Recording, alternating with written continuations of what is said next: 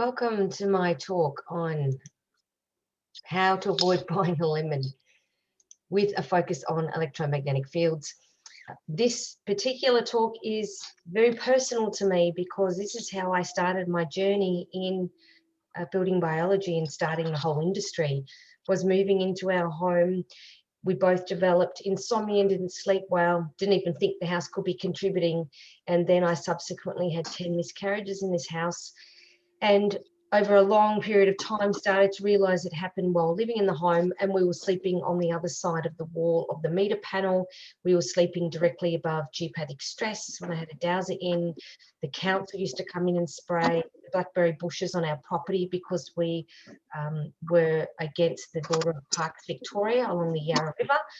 And there were high levels of traffic related air pollutants because we were at the T intersection, and cars would bank up during peak hour, and we'd when I started measuring the air quality in our master bedroom closest to the road, the levels of carbon monoxide, carbon dioxide, etc., just tripled and took hours to dissipate before the evening peak hour kicked in. So this was a beautiful house, half an acre on the river in Warrandyte, and it was just a disaster for our health. Even though you couldn't see it, you couldn't smell it, something was really wrong. And that's where I started to really look at how our homes could impact our health. And for me, I believe, can't be proved, was the AC magnetic field from the meter panel contributing to my miscarriage risk? Well, there's certainly some systematic reviews to indicate that there could be an association as a result of the impact of magnetic fields. So I'm going to talk about what the research says about this. I am also about to finish my PhD and publish a paper on the impact of a baby monitor on adult sleep. As part of my research, I did a randomized controlled trial, double-blind crossover pilot study, where I got 12 participants.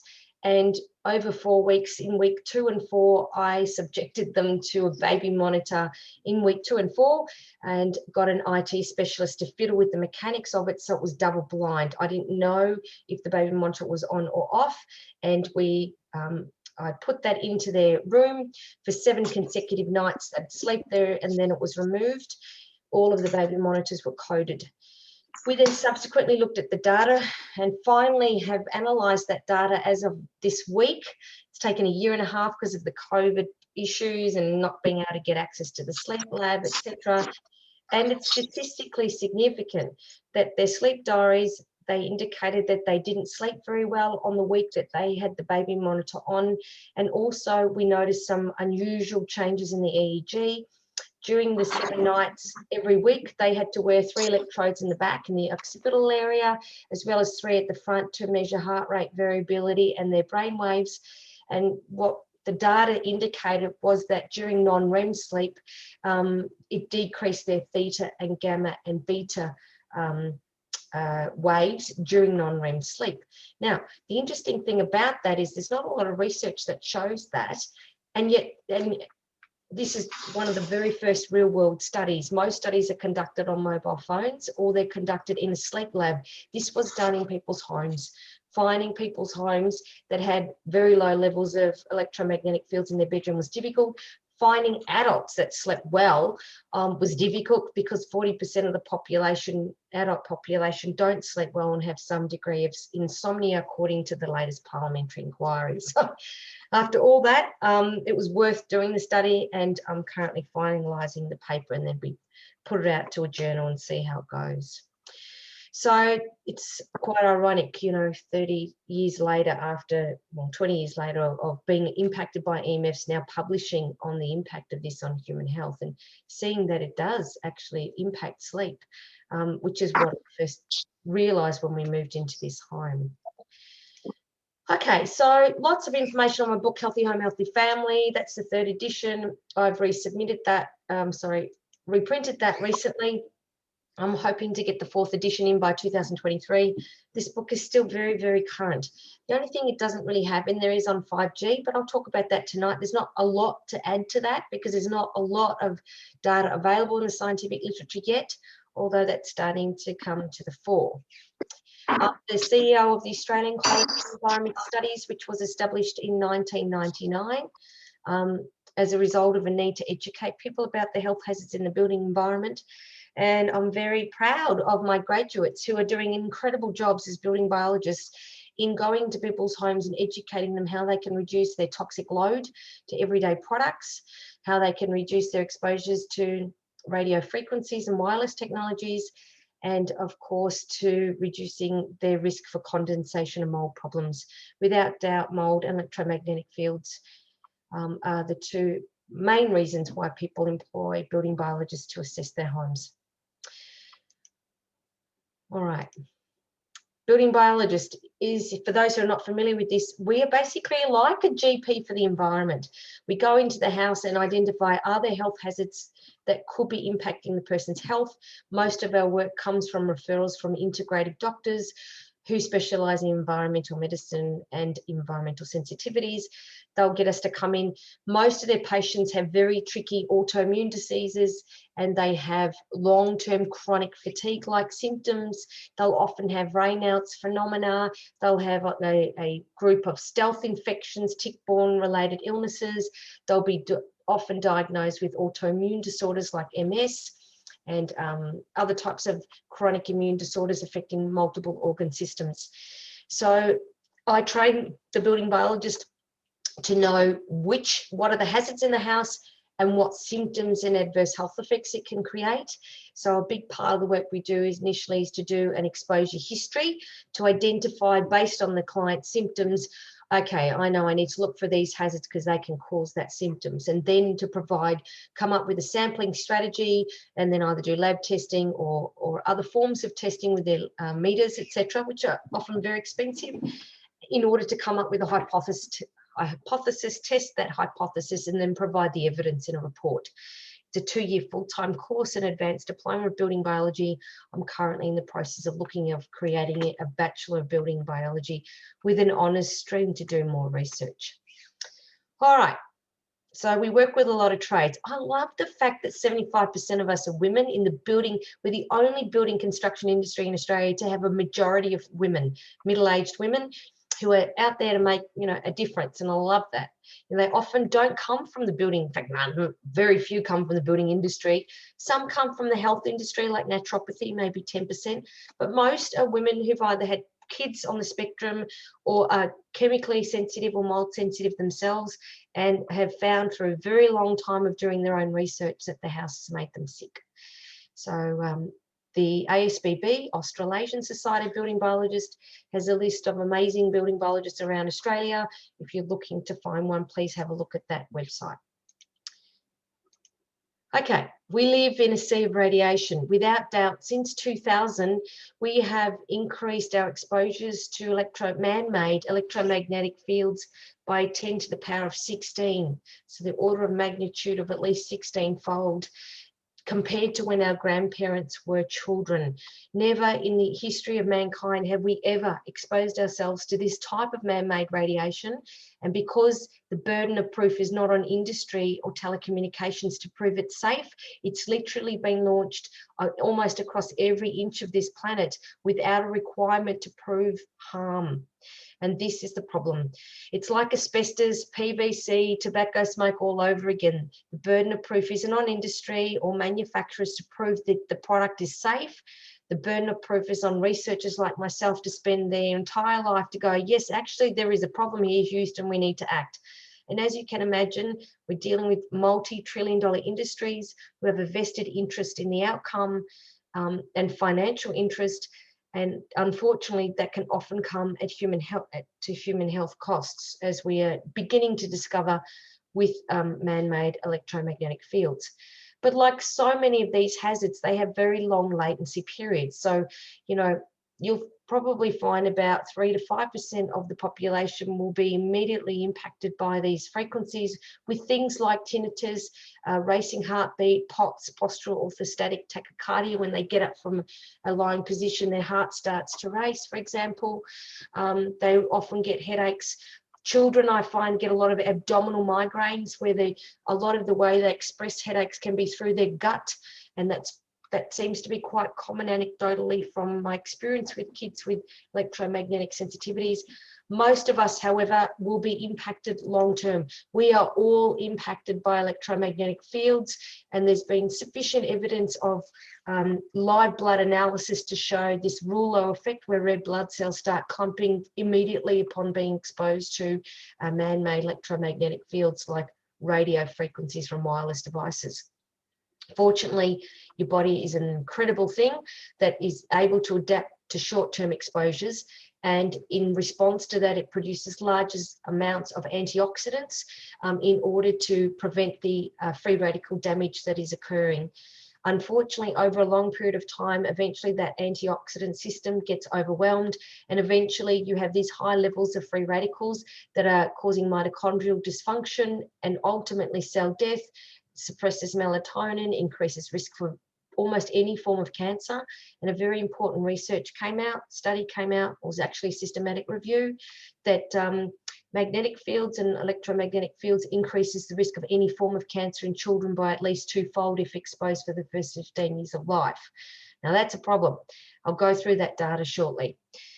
As a result of our digital dementia, shall I say, we are all so completely obsessed. And let's face it, it's bloody awesome having a phone and being able to run my business remotely and not being stuck and tied to a workstation in an office, and being able to go in the cafe. Yes, would you like to enroll in that subject? Excuse me, I'll just have my coffee. Love it. I love my mobile phone. I love having my laptop when I'm traveling, etc. But I'm very aware of the adverse health effects. The problem is most consumers have no idea. They are not making an informed choice when they buy a router, a baby monitor, or for that matter, any digital device. They have no understanding of the adverse health effects, and they have no way of understanding how to reduce their exposure whilst also using the latest in technological gadgets. All right, since the 1950s, the exposure to RF has increased by an order of magnitude of 18. Not 16, 18, it's even higher. We have now words in our own vocabulary to associate our obsession with technology, like Google, Snapchat, nomophobia, fear of being without your phone. We've all done it, freaked out. Oh my God, I've left it at the cafe. It's like your entire life's just sitting there on the bench. It's really sad, actually. Twitter, Snapchat, Facebook. I mean, there's all these words coming in English language all the time because of our obsession with this technology. So what I want to do is to go through the history of exposure and when the tipping point happened where the majority of the global population was exposed to electromagnetic fields, and what that means in terms of latency periods and increased risks for specific types of cancers.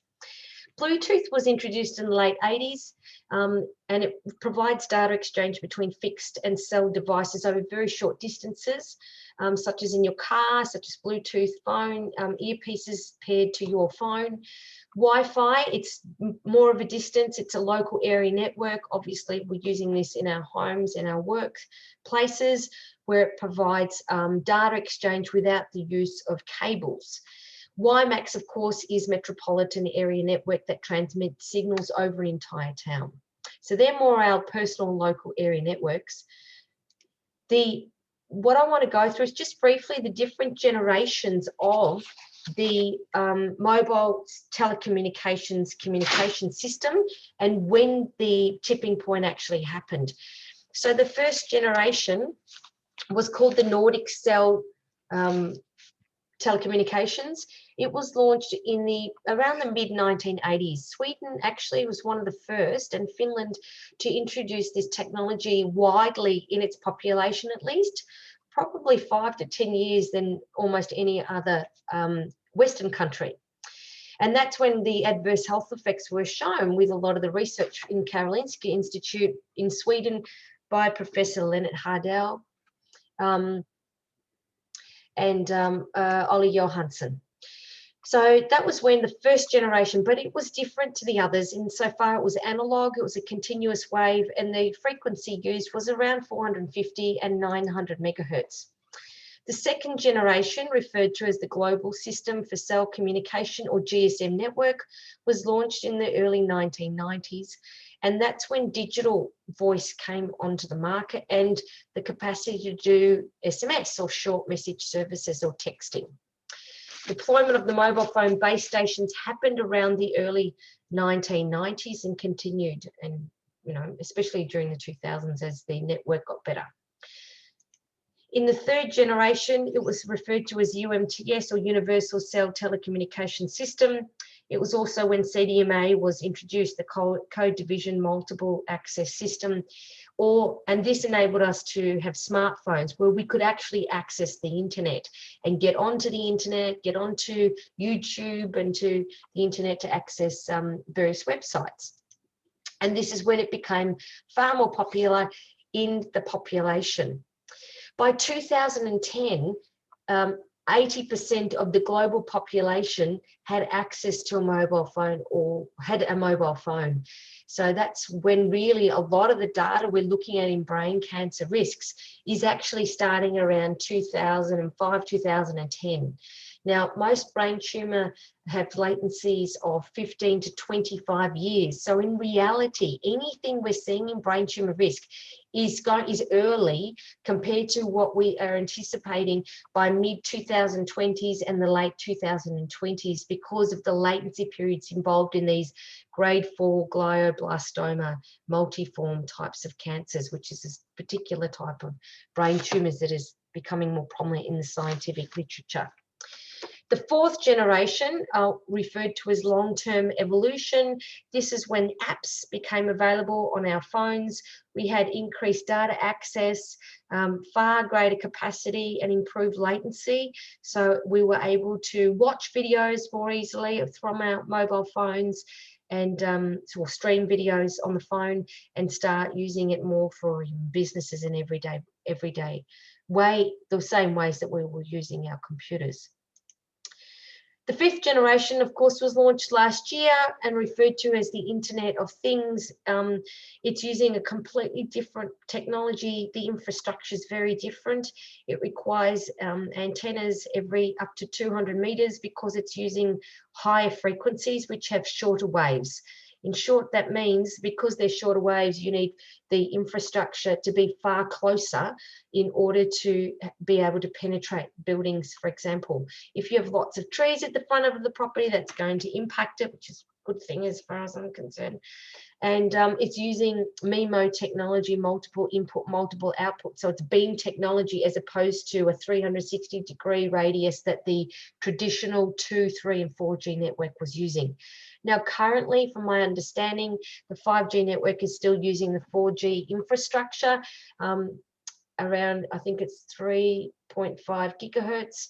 However, this is changing when it's being in the process of being changed and using the higher frequencies. I believe the next one will be around 28 gigahertz. Now, in terms of the adverse health effects associated with the fifth generation, there was a lot of research done in the 60s and 70s on rodents and animal studies to show that this high frequency or microwave frequencies impacted, significantly increased cataracts and blindness in rodents. Because it's using a high frequency, it's heating up and oscillating water molecules far faster, and because the eyes cannot dissipate heat fast enough, they're likely to be the first to be affected. So blindness and cataracts is actually well established with the use of higher frequencies, which is the frequencies they'll be using in the 5G network. We also know, because it's a shorter wave, that it will be impacting more on the surfaces of the body, and in particular the skin, and there are concerns of its impact on degranulating mast cells and release of more histamines, which we know electromagnetic fields can do, and of course its impact on the sympathetic nervous system. Currently, the 5 high frequencies are used in military use for crowd control, because what it does is it impacts on the skin, and it's very, very uncomfortable, and that's been used for a very long time, for decades, for crowd control. The fact that they're using it for telecommunications now is concerning, especially as there's been very little research in humans on its impact apart from crowd control. So really we need to watch this space. We know the 5G system will provide greater reliability, massive connectivity, fast network speeds. You know, it really will bring in what we call the fourth generation of the fourth industrial revolution, and potentially, you know, artificial intelligence, etc. And you know, a whole new generation of cars. Why we need to be able to download 60 videos at the same time, I don't know. I'm quite happy with you know, doing the old-fashioned way of getting onto the TV and to the computer, but you know, for some reason they're trying to convince us we want this technology, and that's why they're doing it, which I think is really not the way to go. So 5G, as I mentioned, deployment of small cell antennas to up to 250 meters apart. Unfortunately, it requires a complete different infrastructure in the magnetosphere. They're anticipating, which they've already started, tens of thousands of satellites into the atmosphere, beaming onto the Earth's surface using radio frequency waves. I don't know about you, but I have great concerns about starting to stuff up the magnetosphere. We know the terrestrial radiation that we've evolved on is the Schumann resonance, which is a voltage in the atmosphere that exists as a result of the Earth's surface and all the lightning strikes that are happening at any given moment. And of course, the ionosphere, it sets up a voltage. So as a result of the thunderstorm activity and lightning that's happening, we've got a voltage in the atmosphere referred to as the Schumann resonance. The Schumann resonance, they suspect, is like the spark that stimulates the cell to work. We also know through the NASA program that the Schumann resonance had to be replicated into the oh my God, what's the word again? Their spacecraft, because the astronauts were getting depressed when they're going to space, because this is an important part. It's interesting, the Schumann resonance is resonating at the same brain waves as our brain waves when we go into a meditative state. And I don't think it's an evolutionary mishap that happened. I think that was deliberate, and obviously Schumann resonance and the Earth's magnetic field is a really important part of human life. We know as a result of the magnetic field in the Earth that it supports life, and it actually creates the ionosphere that stops the cosmic radiation from destroying the Earth's planet. I think this is one of the hypotheses that Mars eventually could not sustain life, because once you don't have an ionosphere and protect the planet from cosmic radiation, which is the radiation that comes from dying planets, it's worse than even nuclear radiation at destroying bacteria and any life. So we know the Earth's magnetic field, and of course the Schumann resonance are potentially playing a very, very important part in human evolution. We know they play an important part in animal navigation. We know whales and fish use it, birds use it to navigate around the planet. And one of the best ways to get rid of bees is to just have a mobile phone base station nearby a hive. They end up swarming the hive and leaving it permanently because it's impacting the magnetospheres, magnosomes, or whatever they call it, in their, I think they have that in their belly in order to navigate. So that we also know we have these types of interesting particles in our bodies that can pick up very subtle electromagnetic fields, and more research is being done on that. But in the interim, we're just bathing the entire planet with man-made electromagnetic fields, not really knowing what impact that's going to have on human health, which is really a freaking dumb thing to do as far as I'm concerned. All right, health concerns. I mentioned skin and eyes, privacy. You can kiss your privacy goodbye. You probably already did if you've got, you know, a cell phone. Cell phones using frequencies that are widely available, that are not licensed to, you know, maybe to the phone distributors, but, you know, very easy to hack into. So the more digital devices you have that are Wi-Fi enabled in your house, the more people can hack into them who are clever, who can hack into them. And if you have video screens eventually, I mean, there's been some studies, some cases where, you know, parents have heard people talking in their baby's room through the baby monitor, communicating with the baby, strangers, because they've just hacked into that frequency. So you've really got to think about your privacy and security when you start buying devices that have Zigbees or antennas that are communicating through your smart meter and through the network, because people can hack into them. So I would, you know, try and keep your own devices that don't have these Wi-Fi enabled stuff. All right, we also know that it's a disaster for e-waste. This gadolinium, which is a really toxic metal, a lot of third world countries and the kids are being impacted by these toxic emissions because it's so disposable nowadays, these phones. It's just, you know, just another waste, just like plastics were. Okay, difficulties in electromagnetic field research is collecting reliable data on complex and changing patterns of exposure, because, you know, every time you get a phone, your network, Vodafone might use 900 megahertz. You might have Telstra using 1800 megahertz or 2100 megahertz or, 3 gig. I mean, it's changing all the time. So to show cause and effect in electromagnetic field research is actually very, very challenging, whilst minimizing recall bias and errors, because a lot of the research that's been done on phones, it's based on the person's memory. How much time do you think you spend on a mobile phone a day? Often people can either overestimate it or underestimate it. So unless they're looking at the phone data on their bill, then, it's really is a guess. So we really, the majority of research is based on recall by the participants in the study. It's a very significant challenge to do ongoing large-scale population-based studies. There have been a couple, but they've been funded by industry, and the way they've interpreted the data has been very questionable, like the Interphone study, for example. The exposure is imperceptible. You don't see it, you don't smell it, you don't hear it unless you're very sensitive. It's ubiquitous, it's everywhere, and it has multiple sources, and it's becoming more multiple sources. Your lights, you can get Wi-Fi now that can hear you and people can hack into and emit radiation in the room, let alone all your Wi-Fi enabled devices, your cell phone, your routers, your cordless phones, your air conditioners, all your new appliances, your spas will be Wi-Fi, Bluetooth enabled, etc. So, it's everywhere. It varies greatly over time and distance. There are very few studies that consider the age of exposure, even though we know if a cell phone is used before the age of 15, it increases the risk for brain tumours in those children when they become adults. Personal data, as I mentioned, is virtually non-existent. And what we're talking about is exposure to this level of radiation that over long latency periods, 15 to 25 years, it takes before the symptoms are sufficient that it can cause pathological effects. Now, the Russians are really at the forefront of this research because they did a lot during the Cold War. They used it to attack embassies with microwave radiation.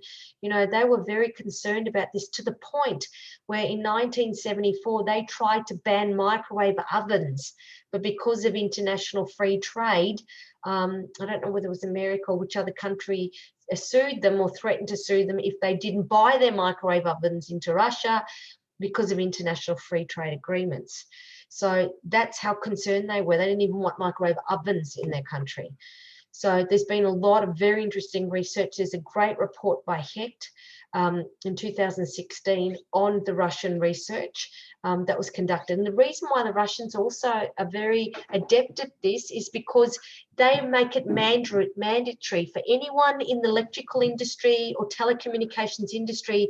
They must be tested by a doctor before they start their work and every year while they're working in that industry.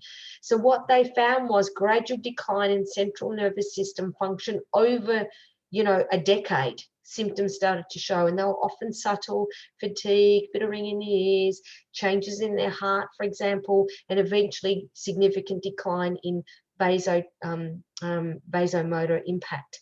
So that's some amazing research that has recently been not decoded, but translated by the German professors on this Russian research. And that's really why the Russians' National Committee on Non-Ionizing Radiation Protection are very vocal about their concerns about wireless technology in children and the Russian population. Their standards are 100 times lower than what's allowed in Australia and US and UK. So that's where we look for the impact of especially wireless technology, is to look at what the Russians are doing about this. Most studies have been funded by the telecommunications in favour for short-term. Now, what they're finding is that short-term studies aren't really that useful because it's the long-term impact. It's like asbestos. It had a 37-year latency period from the time of exposure. It's the same with electromagnetic fields. Short-term exposure can result in healing effects. We know short-term exposure to high magnetic fields can have wound healing effects, because at short-term exposure, it stimulates, it stresses the cell out to create huge amounts of free radicals. And then the body responds by creating all these antioxidants, which can actually have a positive healing impact. The problem is if you're exposed to long-term exposure, low exposures over a long term, you overwhelm your antioxidant pathways, and eventually the free radicals damage and do all the damage through the oxidative stress pathway, which I'll talk a bit about. So I thought we'd do this with a quiz because it can be quite complicated, EMFs, and start with a quiz. Which EMFs are we exposed to into the home? So the electric fields is voltage. We've had electrification of the house for over 200 years. There hasn't been a lot of research on the impact of electric fields on human health. So in fact, there's very little on it. Generally speaking, electric fields, I don't think are a problem. The only reason why I think they're becoming more of a problem now is because dirty electricity rides on the electric fields. All of these smart devices often emit high levels of dirty power, and this dirty power is riding on the electric field. People who are electrically sensitive will naturally get their bed and plonk it in the middle of the room and going, I don't know why I can't sleep anywhere else in this space, but only in the middle of the room. And the reason why is because it's away from the electric field. Electric fields come out 1.2 meters from a 240 volt source, which is what we use in Australia, from wiring. So wherever there's wiring, wherever you see your switches and power points, 1.2 meters out from that, the electric field will naturally come out. Now, for me, I'm not electrically sensitive. I don't think people react to the electric field unless they're electrically sensitive. But if you have lots of smart TVs, smart air conditioners, smart appliances, inverters, photovoltaics and solar panels are a disaster for people with electromagnetic sensitivity. Unless they get an inverter that's properly catered using shielded cabling, and the inverter is well away from the house and the cables aren't coming in and they've been earthed and there's shielded cabling, maybe it would be okay.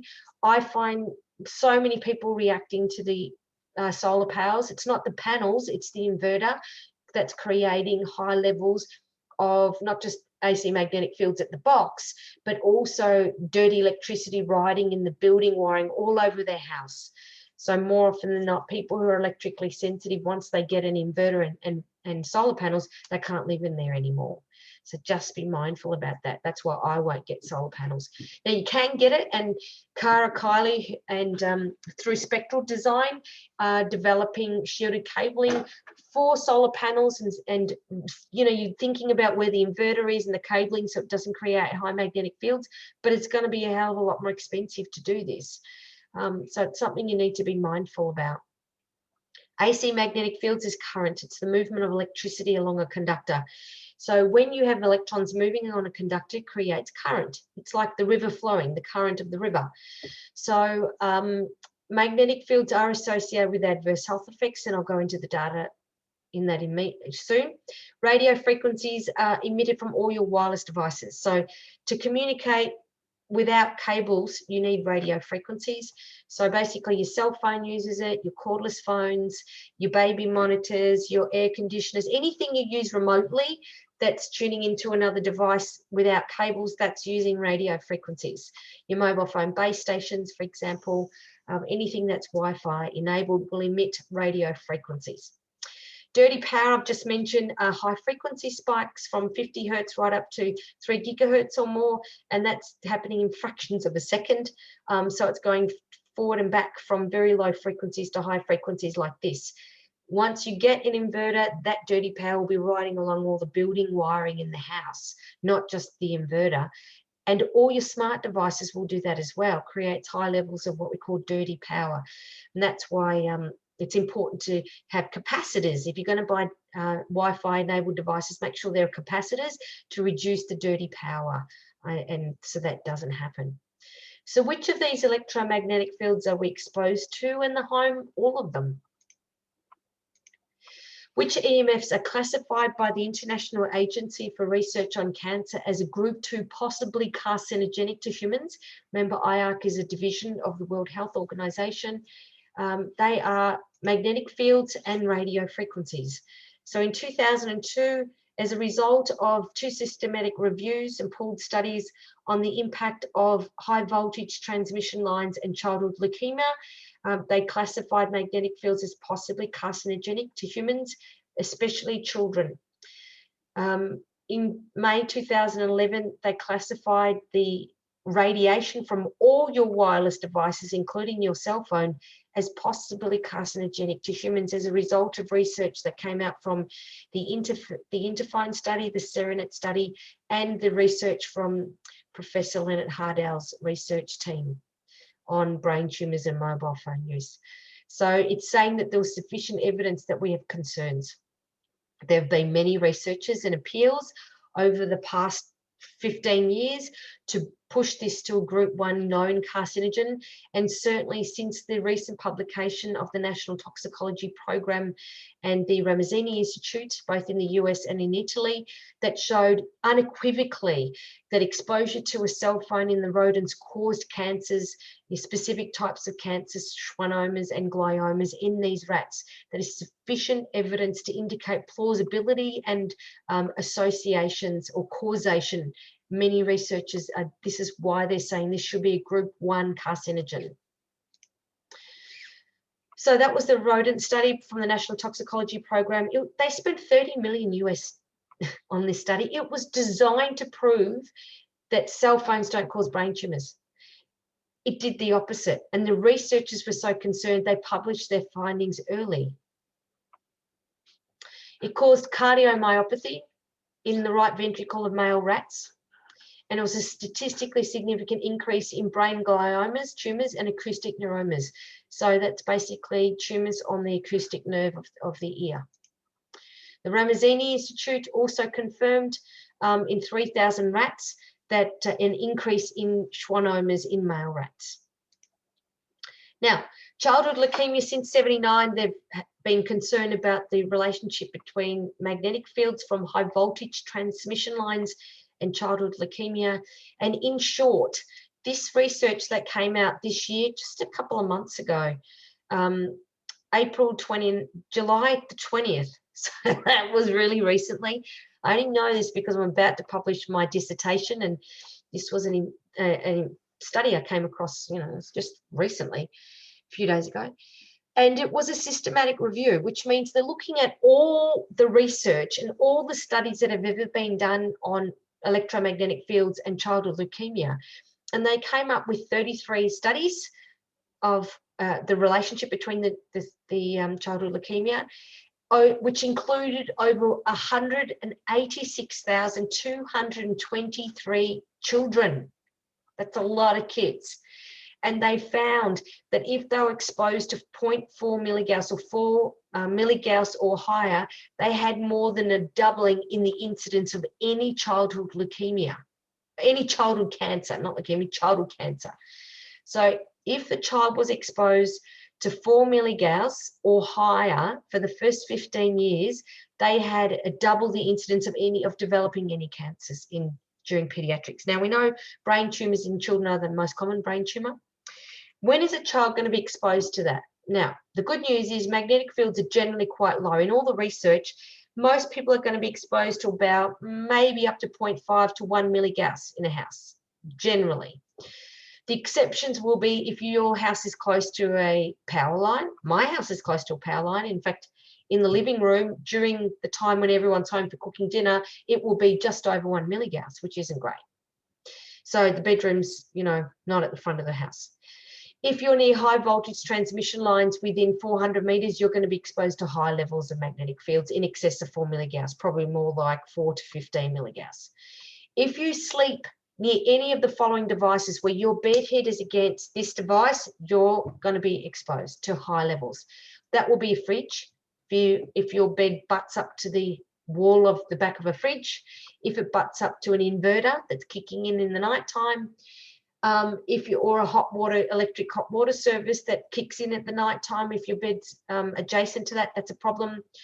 If you have an old house where the copper pipe or the water pipes were, the earth was connected to that, then you could have high levels of magnetic fields on the floor of the house. That's not uncommon, especially in the 60s, and if your house was built in the 60s or 70s, or even the early 80s. So you want to check that with a Gauss meter. An inverter, if you're sleeping near an inverter, that could be problematic, or any pump. If it's a freezer, if you're backing up near a freezer and there's a pump that's going on and off, then that will emit a magnetic field. So you don't want to be sleeping or spending time near high magnetic fields.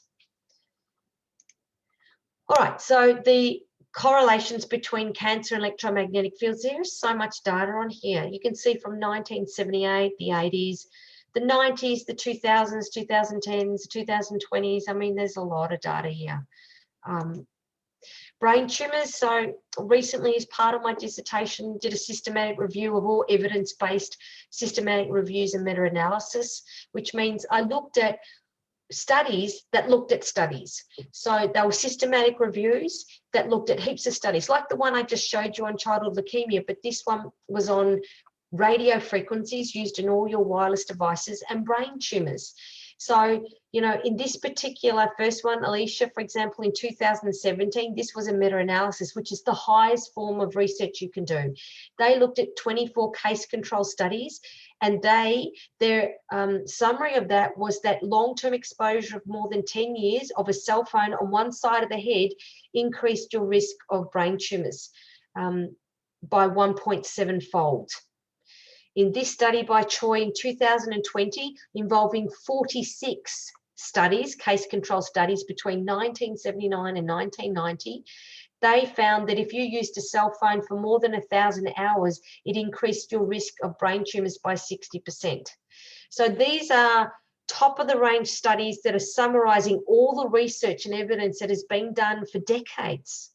And if you look at all these systematic reviews and meta-analysis, it's really clear.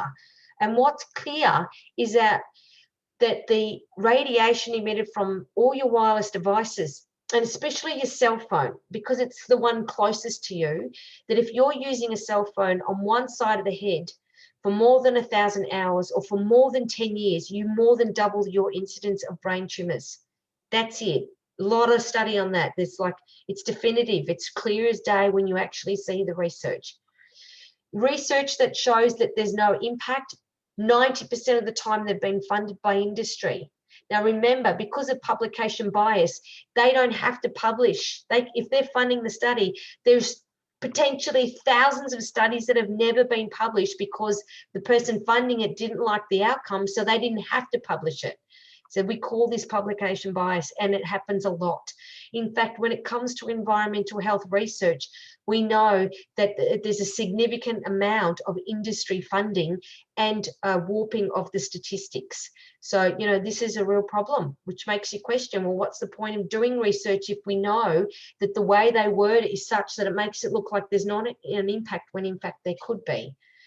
Especially when you're getting the top researchers and professors in this field are being redundant and they're not getting research funds because of push from telecommunications not to research, not to fund that university. There's a lot of that going on. Which country removed wireless technology from kindergartens and schools? Well, it was actually both France and Cyprus that restricted use. Israel also restricted use of wireless technologies in their schools. ICNIRP exposure standards are based on which one? So we currently follow, like many Western countries, the International Commission for Non-Ionizing Radiation Protection, which is a private non-governmental organisation run by a handful of men who have very close ties to the telecommunications industry. A recent report showed all their ties, all their funding and all their research, and it's really clear that, you know, they should not be setting the standards. Why Australia is following standards from a non-governmental organisation with a group of men who've got very strong ties to telecommunications? Well, you really got to question that.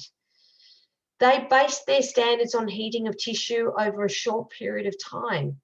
And this is problematic because there's so much evidence now. Thousands of studies have shown that you don't have to heat the body to have adverse health effects associated with wireless technologies. As a result of that, you have a screen of countries doing their own standards. There's no rhyme or reason with these standards. Everyone's making it up because a lot of them don't trust ICNIRP, as they shouldn't. Because they're not evidence-based and certainly does not doesn't implement the precautionary principle. So you find, for example, you know, Switzerland's limit for radio frequencies is 40,000 microwatts per square meter. In Australia, it's up to 10 million microwatts per square metre. I mean, it's ridiculous. Salzburg, Austria, it's 10. In Australia, it's 10 million. So you've got potentially in Australia, the residents will be exposed to up to 1 million times, can be exposed for up to 1 million times higher radiation from their devices and mobile phone base station than what's allowed in Salzburg, Austria. What that tells me is that these people, you know, you can have an infrastructure and a system that works at very, very lower power densities. But for whatever reason, that's not happening. And that's why we have this massive spectrum of different exposure standards over different countries. The exposure standards for magnetic fields also differ very significantly. In ICNIRP, you have about 200 or 2000 milligauss, which is really high for public exposures. In building biology, we do not want any more than maximum of 2 milligauss in the living space, and ideally less than 1 milligauss in a bedroom, preferably as low as possible. Now, the reason we came up with these 2 milligauss is because in the literature that I've shown you before on childhood leukemia, when the levels were above 3 or 4 milligauss, it was associated with an increased risk for childhood cancer. The exposure standards in Australia have no scientific basis because they assume the only way electromagnetic fields can exert biological effects is by heating tissue.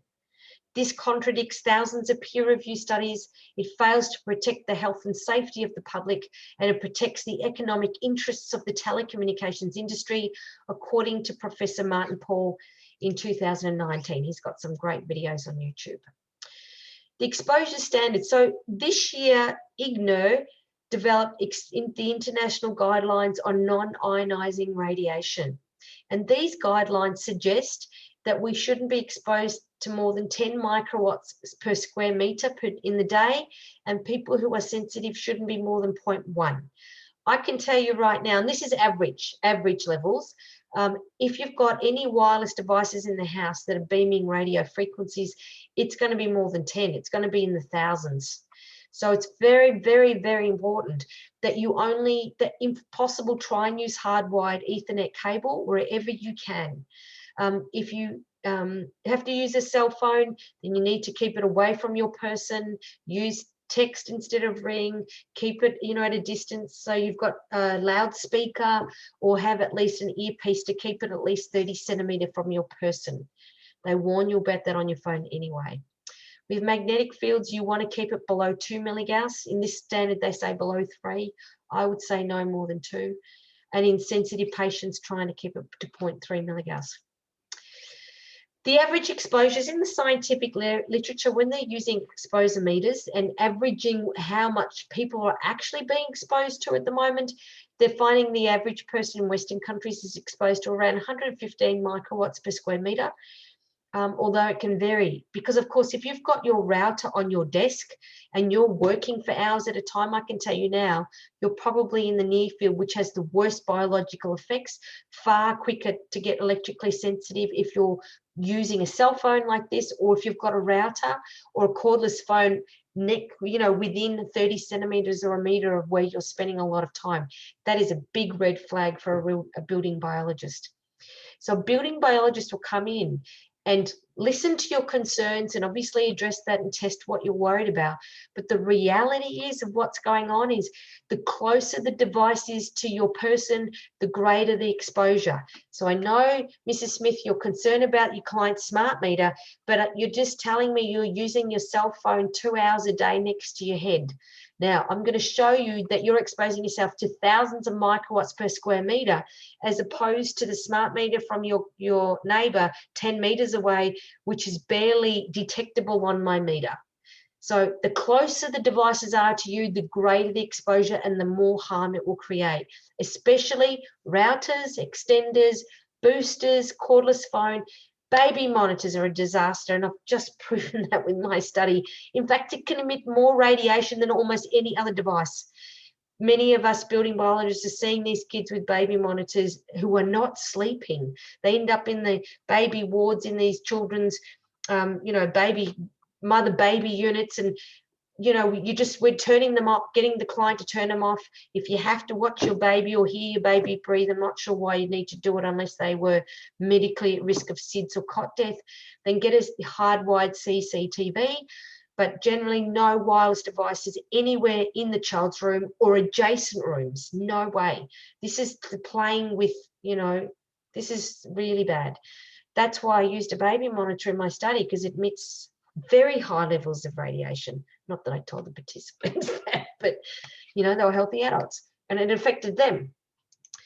All right, so the interesting thing about electromagnetic fields is that we know how it impacts the cell physiology. It's well established. It suppresses melatonin. Melatonin is the most important anti-cancer neuropeptide you have in the body. It's secreted from the pineal gland, and it's an important part of setting your reproductive system. When your melatonin levels are highest, you know, after you're born, from about 6 weeks onwards, and that's when babies generally tend to get in more sleep rhythm.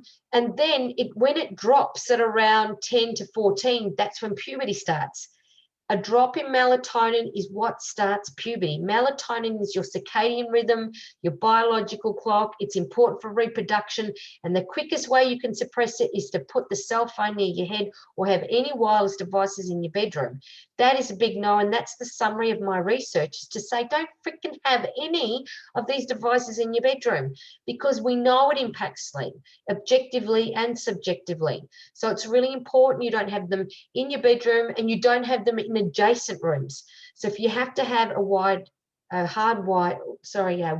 router or extenders or boosters, keep them well away from the sleeping areas, well away from the lounge room where you spend time.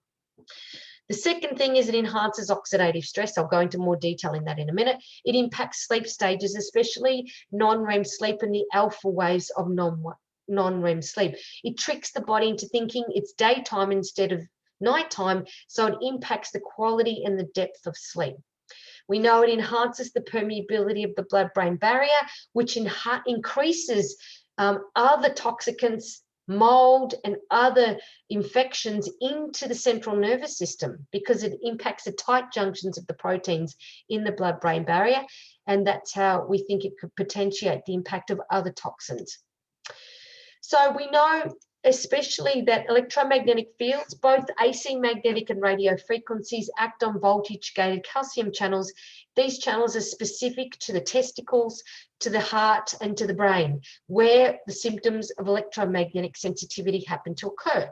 So it acts on the cell membranes, it enhances calcium influx into the cell, and that has multiple downstream effects, which ultimately affects mitochondria's capacity to produce energy for the cell. It ultimately impacts the cell integrity and can kill the cell, and it makes it not able to function. Now, we also know that can lead to systemic low-grade inflammation in the body. Inflammation and oxidative stress are really two sides of the same coin. And what is oxidative stress and inflammation? It equals aging. So this is why, you know, smoking is free radicals equals accelerated aging. Electromagnetic fields, high levels, long-term exposure, aging. All roads lead to Rome. Aging is accelerated oxidative stress and inflammation. This is what electromagnetic fields do. This is what most things do. Stress, unresolved childhood trauma, stress, post-traumatic stress disorders, stealth infections, biotoxins, mold, equals oxidative stress equals accelerated aging. So this is why you've got to reduce your exposure to stress. I mean, a lot of the patients we see with mold exposure have significant stressors going on in their life prior to this happening. Then they're exposed to the mold, then they're exposed to the ticks, and then the symptoms develop. So this is why you need to try and create your home as a sacred, healthy environment. If you can't be devoid of these frequencies in the home during sleep, your immune system is stuffed. Your capacity to deal with everyday life is stuffed. Your increased risk of anxiety, which is really what I think a lot of this is going on with our kids. They're exposed to these high levels of radiation in the school. They're exposed to it at their home. It's literally impacting their nerves, the myelin sheath. We know it impacts myelin sheath, as does mold. There's literally no reserves in the tank. So it's really important. This is why building biologists spend so much time in the bedroom, is because you spend 22 years of your life there. And if there are hazards there, then your capacity to cope and deal with everyday life stressors is completely compromised. Lots of research on oxidative stress, as you can see here. It impacts voltage-gated calcium channels. They've known about it for 15 years. And ultimately, when you cause oxidative stress, it impacts the nucleus and the DNA. It doesn't do it in the same way as ionizing radiation and X-rays and gamma rays and nuclear bombs. It does it indirectly through oxidative stress mechanisms. So it can cause single and double DNA strand breaks. And that's how it increases the risk for cancers. It also enhances the permeability of the blood-brain barrier, and that can enable other toxins to get into the system. Now, this was a recent research that was conducted and published in 2021, where they found when they exposed these cells to black carbon, which is a carcinogen from the wear and tear of tires and fossil fuel combustion. When you expose a cell to black carbon, it can cause cancers. But when you expose it to black carbon and radio frequencies, you can potentiate it more than triple. It triples its potential impact on the body. So this is really problematic. And they used a 2.45 gigahertz source, which is what you use in all your wireless devices and routers. So what it's saying is that it can potentiate other chemicals. Now, my concern is I see a lot of mold patients who are exposed to, some of them are exposed to some higher levels of electromagnetic fields, which could potentiate the mold in their body. So this is why building biologists will look at, yeah, we hear you're concerned about the mold, but they'll also, as a duty of care, say, look, having the cordless fan in your bedroom is not a good idea because it could potentiate these other toxins in your body. Hormonal effects also well researched, especially on sperm count and sperm morphology. So that's certainly a concern. Infertility, especially in men, is a problem, and psychiatric effects. So, you know, brain fog, poor concentration, poor memory. I've seen quite a lot of adults with electromagnetic field exposures become dyslexic. They weren't dyslexic as children. They became dyslexic after their long-term exposure to electromagnetic fields. So that to me is a red flag. You know, what's the chance of you becoming a dyslexic as an adult when you weren't as a kid? Then I'm thinking electromagnetic fields. Tinnitus is also another one. Who was diagnosed with the EMF sensitivity? Well, it was actually Gro Harlem Brundtland and Nikola Tesla. They said he went mad, and he had all the signs of electromagnetic sensitivity. Gro Harlem Brundtland was actually the former director of the World Health Organization, who did not allow people with cell phones into her office.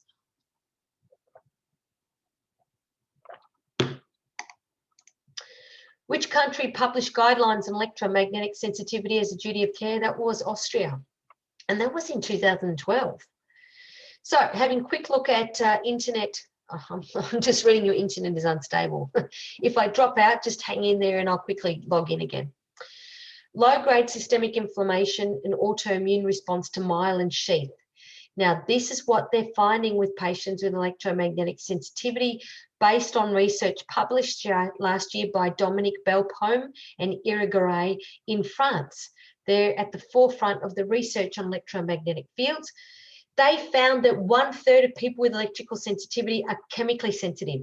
So you have to treat both. That's why the building biologist will go, yep, I know EMFs is a concern, but I've noticed you've got 5 cans of Mortein in your laundry. Do you use them? Because that's going to accentuate your electromagnetic sensitivity. Chemical and electromagnetic sensitivity impact the body in very similar ways. That's why it's not a coincidence. If one has one, they're going to have the other. Symptoms and blood markers. There are many blood markers. I won't go through them. This is in Belpomme's research. They know decreased melatonin in the urine they're looking for. They're looking at autoantibodies against myelin sheath. And also brain imaging has really come to the fore, both in mold and in electrical sensitivity patients. They're finding that there's a lack of blood flow through the capsulothalamic area, which is similar to that found in Alzheimer's. Now, remember, these patients are getting pre-Alzheimer's states, poor memory, poor concentration, very similar to Alzheimer's. And ironically, my research that showed that it impacts theta, delta, and gamma waves of the EEG is actually what's found in the very early stages of Alzheimer's in non-REM sleep. So, you know, I think these people getting brain fog, we're actually seeing that there's justification, there's actual pathology that's involved with this. So the symptoms of electromagnetic sensitivity are headache, insomnia, and fatigue, 3 big ones. They also have often problems with antidiuretic hormone where they're getting static shocks, they're excessive urine in some cases, excessive thirst, but they're not diabetic. They often have palpitations or chest constrictions, and they can often have POTS. As I mentioned, if they're lying and coming up, their heart starts to get really fast. That's common with mold as well. They have dizziness, poor concentration, short-term memory, dyslexia, as I mentioned, difficulty learning. They are classic symptoms. Tinnitus, balance disorder, very common. You know, I've had some interesting cases where people have been diagnosed with many ears when they, you know, started to get exposed to high levels of radio frequencies. Sometimes the eyes can be dry, gritty, not always. The skin can end up with electric shocks, especially in 5G and high networks. As we start transitioning to 5G, you'll find the symptoms are far more likely to be on the skin because it's degranulating mast cells. So that can result in itches. A lot of people using cell phones can often find that as well. And of course, fibromyalgic symptoms, numbness and weaknesses of the limbs. And I found Raynaud's phenomena very common as well. Poor circulation to the periphery. They literally go white, and they, you know, that can be really problematic.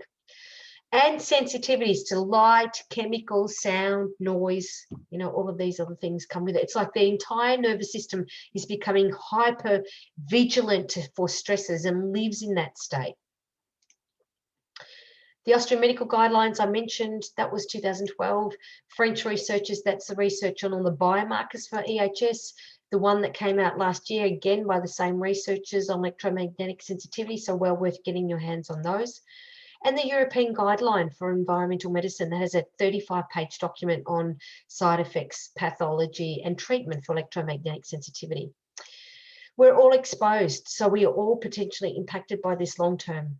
Short-term exposure to high levels, if you have any metal in your body, especially dental work, roots, fillings, if you have braces, kids with braces, shouldn't be using cell phones, any for metal implants, titanium implants, anywhere, especially in the spine or the mouth, that is a real problem. You don't want any radio device near you because it acts as an antenna and can accelerate corrosion of the metals into the mouth where you're ingesting it.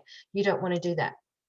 Unborn fetuses, children, thinner skulls, high densities of stem cells, higher water, which means more electrically conductive, is really a problem. And of course, these kids are being exposed from the cradle to the grave. No generation has been exposed like this. They are the guinea pigs for this mass experiment. You know, this is really, really problematic. I'm not going to talk about the other mass experiment going on as we speak in this country. Atopic constitutions, anyone that has an allergy is high risk for environmental sensitivity. So asthma, allergies, eczema, you're going to be at risk, which is 20% of the population. Multiple chemical sensitivity, mold sensitivities, they're all at risk. If you've had stealth infections, tick-borne illnesses, Lyme disease, you're going to be at risk. So with the EMF survey, what is your occupation? Are you exposed? How much time do you spend on a cell phone or cordless phone a day? When making calls, how do you use your cell phone? These are the things the building biologists want to know. Is it next to your head? Do you use loudspeaker, text, all these things? Because all the research shows when used next to your head for 10 years or more, it doubles your incidence for brain tumors if you're using it for more than an hour a day. Or your digital devices, how much are you using them? So that, you know, in the questionnaire, the building biologists will want to know how much you use your iPad, how do you use it? You know, show me, demonstrate how you're using it, and then we can test to see how much you're actually exposed to. People in multi-story apartments are really at risk because they can't control their environments. The people below them, to the side of them, above them, if they've got routers, they're going to be impacted to some degree, and that can be really problematic. If you're on a second or third floor and you can see a mobile phone base station within line of sight, within 500 meters, it's going to be high through the window because the window won't attenuate those frequencies. You might need to get metal blinds, thick metal blinds, or even better, thick metal fly screen You can get fly screen from Bunnings or thick metal ones, not the plastic. If you're ever doing a reno, always get the metal blinds because that can often be the best shielding material to use. But be mindful, if you start using metal fly screens and you're using wireless devices in that room, when it hits the fly screen, it's going to come back towards you. So this is the problem with shielding. Be careful with shielding. Don't get conned by these shielding companies to shield and paint all these walls in your house. More often than not, it's going to accentuate the electric field, accentuate the dirty power. Shielding is a very, very last resort. It's the last resort. I don't like it because it often creates more harm than good. And because no one can use wireless devices there like your cell phone in the room without being exposed to higher levels, because you've now created a Faraday cage, which is not ideal. To locate the cell towers in your area, just let my dog out. Here are some websites: RFNSA, web.acma.gov.au, etc., or maprad.io. Do you have wireless devices in your house? Where do you use them? Where are they stored? How do you charge your phones? All these things a building biologist will want to know, especially in your bedroom. What's here? What's within 2 meters of your bed, on the other side of the wall, in adjacent rooms, in the room? Wireless speakers, wireless printers, wireless mouses, wireless keyboards, they're high levels of radiation. You don't want them.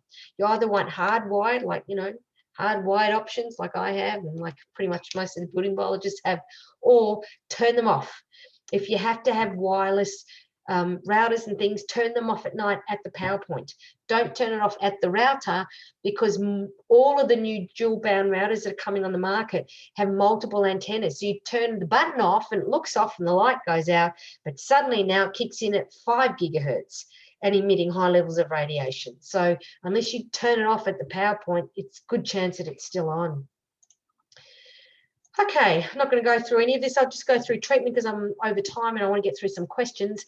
Treatment, avoidance is the only option really that's most effective, is to avoid it. Do you really need to use, your cell phone? Can you use a hardwired phone instead most of the time? I know my kids at some point going, Mum, how do you use this? Like, pick it up. So, a hardwired phone if you can. Much, much better. Antihistamines, because of the degranulation of mast cells, releasing all this histamine release. Fermented papaya preparation has been shown to be useful. Ginkgo for memory, vitamin D and zinc. I mean, I don't no longer work as a clinician. I did for many, many years. So I'd suggest you go to a naturopath or an integrated clinician who's an expert in environmental medicine to help you with this. One thing I find a lot that helps me is bathing in Epsom salts. I have a bath at least every second day with Epsom salts. I find when I'm doing assessments, I have to have a shower to ground myself as fast as possible. I like to get into the backyard with the chooks with bare feet. The sooner I can ground myself, the better. But a bath, or especially with Epsom salts, can be very, very useful for many of these clients. How to reduce exposure to the radiation from your cell phone? Well, use an earpiece, text instead of calling, use loudspeaker, use in a good reception area. So a reception area means most of the bars are on, like here, and use, well, if you can, a corded phone. Reduce your exposure to radiation from the digital device. Now, one thing I didn't mention about the phone is under settings, you can put it in flight mode, but you need to make sure Bluetooth and mobile data are also off. So it could still be emitting even in flight mode. You need to make sure that those other mobile data is also off, because that can still be emitting. How to reduce exposure to radiation from a digital device? Don't use it an hour before bed, or have at least a blue light filter on your phone if you have to use your phone for work at night, or the kids have to study, then use your blue light filters or your blue light blocking glasses at night time. Once you've downloaded the app for the kids, put it in flight mode or place it on a table. I've got hardwired connections for the kids here, and you can see if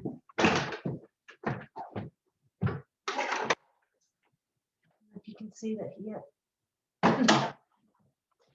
No, you can't. You probably can't see it from here, but basically there's Ethernet cables everywhere, and they've got adapters that they can put into their iPads and their phones so that they can use it hardwired. If you have to use a laptop, always put it onto a bench, never put it on your lap, so to speak. And of course, blue light filters are important. Don't charge any devices, no wireless devices in your bedroom. Turn off the wireless component and use hardwired if you can. If you can't, locate your wireless device and routers in spare rooms, not in rooms where people spend time, even if it means putting in your garage. Shielding it might be useful. Power down the smart meter, which you go into the settings, you'll see a number under the router, and you go onto the internet, and the manufacturer can, when you go into the settings, shows you how to power it down. Avoid dual band modems. That's hard because most of them are dual band, which means they have multiple antennas, which means you have to get into the settings to switch that off before you use your hardwire. I think what's a great idea is that I recommend people do, because a lot of people live with partners who are maybe not open to this, who are right into IT and need to use the router. What I suggest you do is to get a timer and attach it. You know how you used to get timers when you go on holidays to make your light switch on at 7 o'clock at night, so it looks like someone's at home? Buy that and then hook it to your router so it actually turns off automatically at a certain time, so you don't have to think about it. It just turns off, and at night time you're not going to be exposed, and the kids aren't going to be exposed because it's automatically turned off without you thinking about it. So having a timer on the router or any of these devices so it turns off automatically, I think is a good idea. Don't sleep in a room where there's a smart meter. Try and keep a distance, because the magnetic field will be at least 1 meter or 2 away. The radio frequencies can be an issue.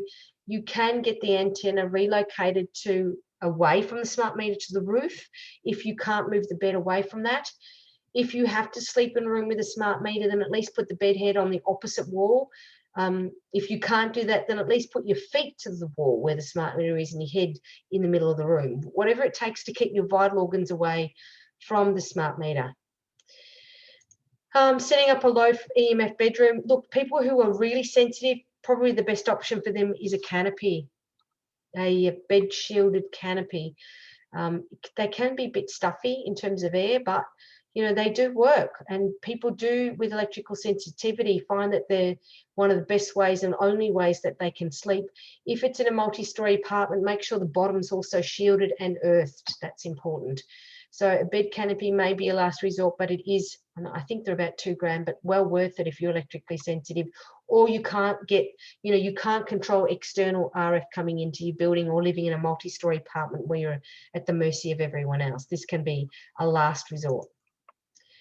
Dealing with patients with EHS, demand switch is useful. So for example, I have a master switch in my bedroom. When I turn it off, it shuts the circuit to that part of the house, so there's no electricity in any of the bedrooms, and it's electrically neutral. No electric field, magnetic field, no nothing. That you need an electrician to do that. Frequent baths is useful, as I mentioned, and also if you're electrically sensitive, always check for mold and chemicals. A lot of people with EHS actually have mold illness, and vice versa. Okay, all of this other stuff I do not recommend, because it doesn't make any difference to my meters. Now, maybe it is having an impact psychologically or some way, but every time I talk to these companies, they can provide me no evidence on a pathological or physiological level. They can't tell me the antibodies, immune cells, they can't tell me anything that verifies that they are actually doing anything. So I don't recommend any. If it's too good to be true, it is probably. So really the only way to reduce is to get a building biologist to assess. The money you spend with a building biologist will be well worth it, because more often than not, people go out to these crazy shielding companies, spend thousands or tens of thousands in shielding they didn't need, when a $600 or $800 audit with a building biologist would have saved them those thousands of dollars in unnecessary spending. All right, great resources. There's lots here, lots in my book to look at. Also amazing websites overseas for people with sensitivities. Wi-Fi in Schools Australia is good. A lot of Facebook sites there. wifiinschools.org.uk, EM Facts, Trust. Also, there's some amazing websites that are listed on my personal website, buildingbiology.com.au, and also this one here, also on my book. There's lots in my book. So any other questions? There's lots of information in the book. As I mentioned, my 4th edition will come out probably about 2023. I think that's about it. So I'm going to go to questions now. If you want to unmute yourself, and we'll go into questions.